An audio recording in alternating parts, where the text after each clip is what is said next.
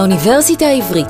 כאן צמחו 8 זוכי פרס נובל וזוכי מדליית פילדס, ונצפו אלברט איינשטיין, חיים נחמן ביאליק, מרטין בובר, ואתם.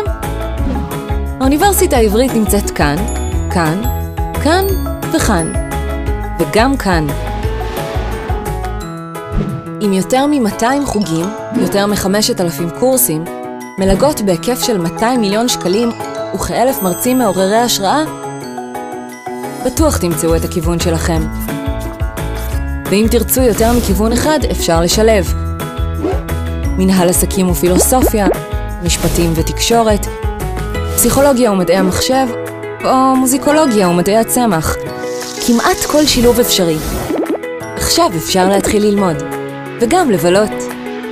נכון, זאת לא ניו יורק, אבל בירושלים אפשר לאכול בכמה מהמסעדות הטובות בארץ, או לשתות בירה ממש בתוך השוק, לבקר בתערוכות חדשות, לראות הקרנת חצות, ולרקוד במסיבות מחתרתיות, וכל זה בלילה אחד.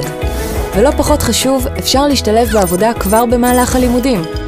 בין כל המשרדים הממשלתיים, העמותות והחברות בירושלים, יש סיכוי טוב שתמצאו עבודה בתחום הלימודים שלכם, שזה עדיף על למלצר. והנה הכותל. האוניברסיטה העברית בירושלים.